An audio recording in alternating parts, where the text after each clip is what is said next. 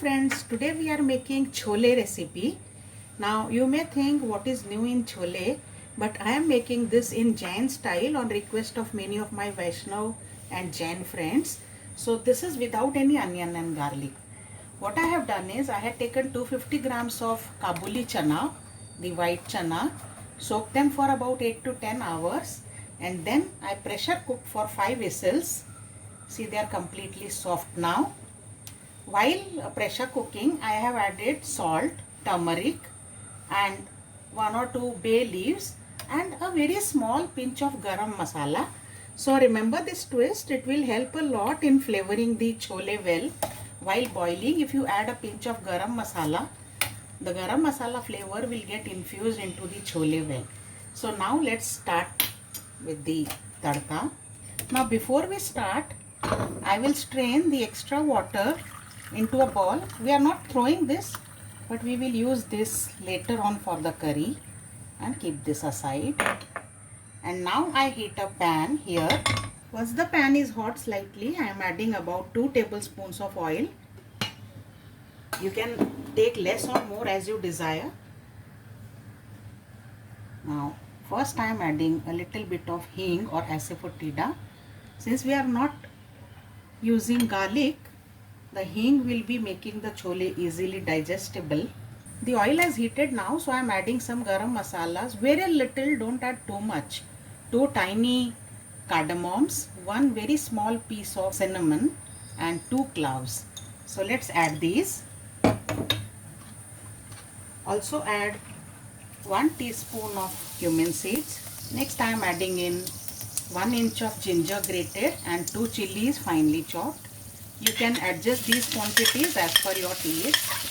And next I am adding this gram flour or besan 1 tablespoon for thickening the gravy and adding it some extra flavor. No other thickener will work because this is the flour of the same ingredient, that is chhole, which we are taking. So it will add flavor as well as thicken the gravy.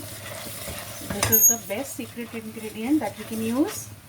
At this junction, I am also adding a small pinch of kasuri methi, and some I will add later on. Roast this till the raw flavor goes and it starts smelling nice. Next I will be adding 2 large tomatoes which I have grated. You can also run through blender, but then the skin of the tomatoes will not go. See here, when we grate, the peel of tomatoes remain in the end, and so so much of peels I have here which has remained.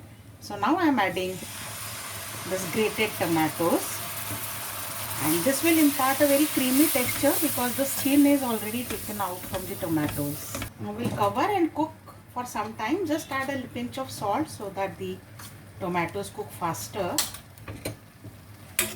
We will cover and cook till the tomatoes are done. Let's check on the masala. Yeah, they are cooking but not yet completely done. So we will leave for 1 more minute. Let's cover. Let's check again. Yeah, this is done. The oil has separated from the tomatoes and the raw smell has gone. So this is an indication that the tomatoes are cooked now. Let's add the seasoning ingredients. Half a teaspoon of turmeric powder. Remember, we have added turmeric while boiling the cholas also. And 2 teaspoons of degi mirch or Kashmiri red chilli powder. Half a teaspoon of salt. And 1 tablespoon of coriander seed powder. I am adding in just a very small pinch of black salt or kala namak and some roasted cumin seed powder. These are cooked well. Let's add our chhole now. Give it a thorough mix, and then we will let them cook for at least for 10 minutes with the masala. We will add extra water later on. Our chhole are simmering since 10 minutes. So now I will mash few of them using the potato masher so that they give a nice texture to the gravy. Just very few of them in the center I am crushing. If you run in blender, it will not give a good texture as they become very smooth, and this will give a better granular but still a binding texture to the gravy. And now I am adding this water which we had retained from the boiled chole. Now for me this much water is perfect. You can adjust the water quantity at this stage. If you want runny chole for eating with rice, then add some more water, or if you want to eat with puris or bhaturas, then this is the perfect consistency. So now adding water is your decision. We will cover and cook for another 5 minutes. Let's check on our the chole. These are perfectly done. As I said, you can adjust the gravy quantity as per your liking, but always add some hot water, not cold water. I have turned off the flame. Now let's add some more kasuri methi, very little, because we had already added some finely chopped coriander leaves, and some chole masala, maybe just 1 teaspoon. We don't need much because we have added black salt and roasted cumin seed powder. So, but again it's your choice. Add some chole masala and a dash of lemon juice, and this is done. Deseed the lemon before squeezing it directly, and our chole are ready.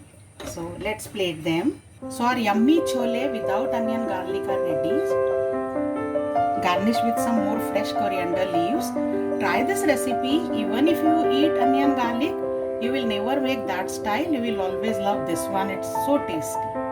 So I'll bring more such twist recipes soon. Subscribe to my channel and share your feedback in comment section